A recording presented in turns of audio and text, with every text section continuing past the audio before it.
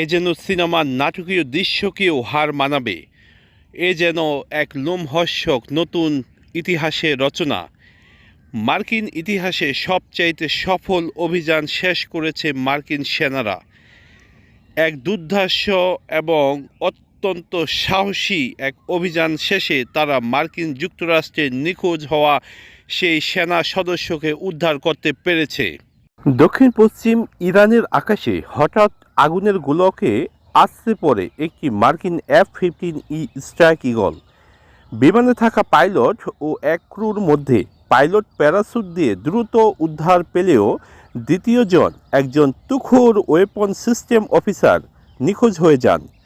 তিনি নিখোঁজ হয়ে যান ইরানি বৈরী সীমান্তে।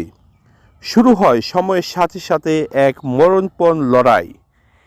ইরানের ইসলামিক রেভলিউশনারি গার্ড কর্পসের শত শত সেনা পাহাড়ে পাহাড়ে চিরুনি তল্লাশি শুরু করে দেয়, কিন্তু মার্কিন ওই ক্রু অত্যন্ত কৌশলে দক্ষিণ ইরানের কোহে গেলুহ এবং বোয়ের আহমদ প্রদেশে খাড়া পাহাড়ে আর গুহার আড়ালে খুব কৌশলের সাথে আত্মগোপন করে থাকেন। তার সাথে থাকা অত্যাধুনিক বিকন সিগন্যাল পাঠিয়ে তিনি জানান দিচ্ছিলেন নিজের অবস্থান।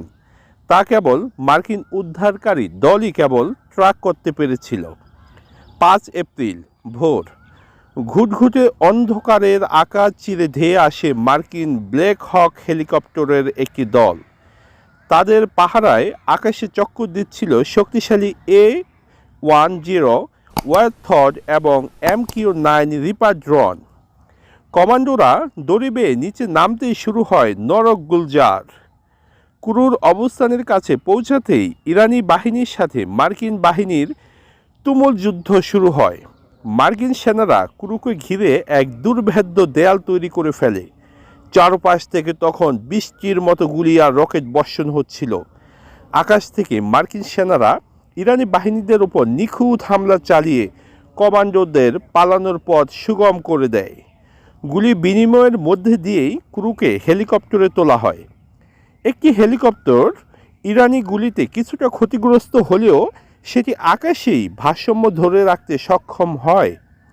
সব বাধা পেরিয়ে অবশেষে ভোরের আলো ফোটার আগেই উদ্ধারকারী দলটি ইরানের আকাশসীমা অতিক্রম করে নিরাপদে তাদের ঘাঁটিতে পৌঁছে যায়। বর্তমানে সেই ক্রু সম্পূর্ণ নিরাপদ এবং সুস্থ আছেন। মার্কিন প্রেসিডেন্ট ডোনাল্ড ট্রাম্প এই সফল মিশনকে মার্কিন সামরিক ইতিহাসে অন্যতম সাহসী এবং নিখুঁত অভিযান হিসাবে অভিহিত করেছেন।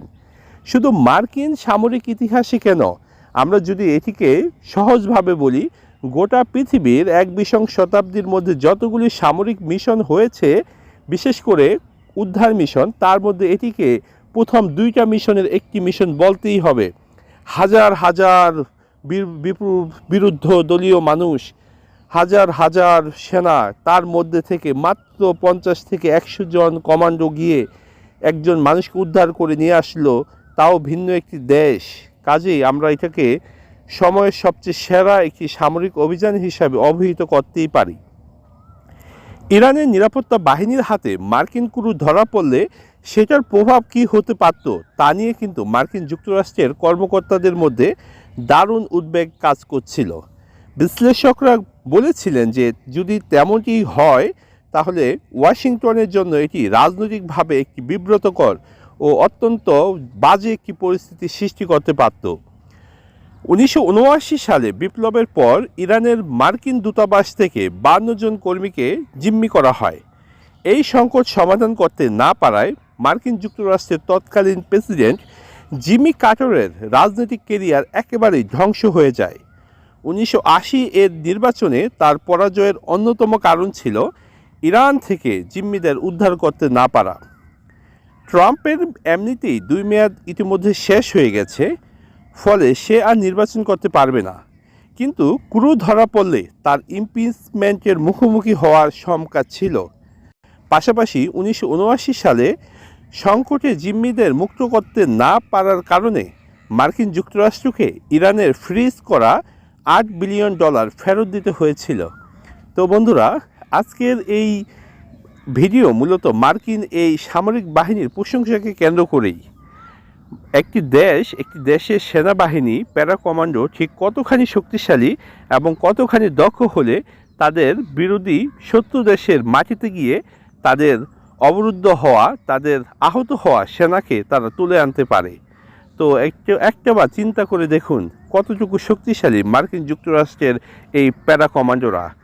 তো বন্ধুরা, ভালো থাকবেন সবাই। পরবর্তী কোনো ভিডিওতে আবার দেখা হবে। আসসালামু আলাইকুম।